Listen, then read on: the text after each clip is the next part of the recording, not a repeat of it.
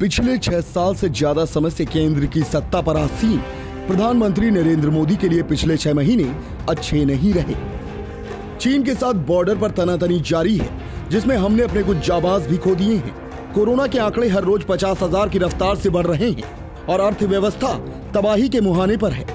विपक्ष हमलावर है, खासकर कांग्रेस के पूर्व राष्ट्रीय अध्यक्ष राहुल गांधी एक के बाद एक ट्वीट के जरिए सरकार का सिरदर्द बढ़ा रहे हैं। आपदा के इन हालात में यह हफ्ता मोदी के लिए बड़ा अवसर लेकर आया है। ऐसा अवसर जब वो शक्तिशाली और गौरवशाली भारत के लिए हुंकार भरते दिखेंगे। क्यों कह रहे हम शक्तिशाली भारत? अंबाला एयरफोर्स स्टेशन पर फ्रांस से खरीदे गए फाइटर प्लेन राफेल का 5 विमान का बेड़ा लैंड कर गया है। सालों से चल रही लंबी खरीद प्रक्रिया जब फाइलों में फंसती दिख रही थी, तब पीएम मोदी ने खुद पहल की और डील को फाइनल कराकर राफेल की जल्द डिलीवरी सुनिश्चित कराई। विपक्ष लगातार इस मुद्दे पर पीएम को घेरता रहा है, लेकिन रक्षा के जानकार जानते हैं कि राफेल का भारत में आना भारतीय वायुसेना की ताकत को किस कदर बढ़ाएगा और दुश्मन देशों पर भारतीय सेना को कैसे बढ़त दिलाएगा। ये मोदी के उस शक्तिशाली भारत की तस्वीर है जिसका सपना वो 2014 के चुनाव से पहले से देश की जनता को दिखा रहे हैं। क्यों कह रहे हैं हम गौरवशाली भारत? अयोध्या में भव्य राम मंदिर के निर्माण के लिए 5 अगस्त को भूमि पूजन किया जाना है। खुद प्रधानमंत्री नरेंद्र मोदी भूमि पूजन के कार्यक्रम में मुख्य अतिथि होंगी।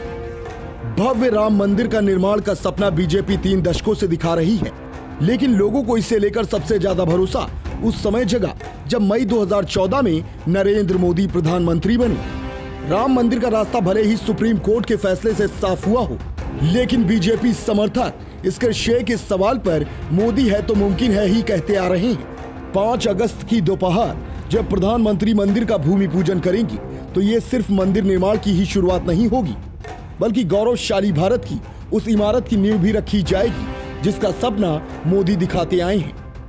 ये दोनों ही मुद्दे ऐसे रहे हैं जिनमें मोदी सरकार विपक्ष को पस्त कर चुकी है। राफेल पर चौकीदार चोर है का कांग्रेसी नारा आम चुनाव में टाँटाए फुस्सो हो गया। राम मंदिर आंदोलन को लेकर बीजेपी पर तमाम आरोप लगे, लेकिन अब मंदिर निर्माण से पार्टी ने साबित कर दिया है कि उसकी राजनीति सही दिशा में थी। नतीजा ये है कि ना तो राफेल और ना तो राम मंदिर पर विपक्ष कुछ बोलने की स्थिति में है। लेकिन अभी भी कई ऐसे मुद्दे हैं जो लगातार सरकार पर विपक्ष को हमला करने का मौका दे रहे हैं, जिनमें शिक्षा, रोजगार एक बड़ा मुद्दा है और सरकार को इस पर फोकस करना होगा।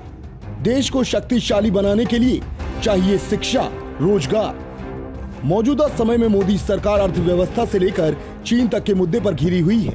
पिछले 6 साल में जब जब सरकार घिरी है, तब तब मोदी ने भावनात्मक मुद्दों को ढाल बनाकर जबरदस्त वापसी की है। राफेल और भूमि पूजन के जरिए निश्चित तौर पर पीएम मोदी विपक्ष के सवालों को फिलहाल बेअसर कर देंगी, लेकिन ये बहुत दिन तक नहीं चलेगा, क्योंकि विपक्ष के मुद्दे वास्तविक और लोगों से जुड़े हुए मुद्दे हैं। अगले 4 साल में उन्हें देश को वास्तविक रूप से शक्तिशाली और गौरवशाली बनाने की दिशा में काम करना होगा। प्रतीकात्मक राजनीति से सियासी फायदा तो मिलेगा, लेकिन देश को शक्तिशाली बनाने के लिए शिक्षा, रोजगार और अर्थव्यवस्था को मजबूती देनी होगी। इसी के साथ यह भी जरूरी है कि विपक्ष अपने मुद्दों पर काम करे, जिससे जनता के बीच विपक्ष मजबूत हो। विपक्ष को अपने मुद्दों पर करना होगा काम। देश की सीमा पर आज दोनों ओर से खतरे हैं और ऐसे में राफेल डिलीवरी राष्ट्र के लिए गौरव की बात है। कोर्ट का फैसला आने के बाद राम मंदिर का निर्माण शुरू होना देश के लिए गौरव की बात है। इसका राजनीतिक फायदा कितना और किसे होगा, ये बात मायने नहीं रखती। विपक्ष की जहां तक बात है, या उसे समझना होगा कि जिन मुद्दों को वह उठा रहा है उसे क्यों अहमियत नहीं मिल रही है। Bureau report, global voice.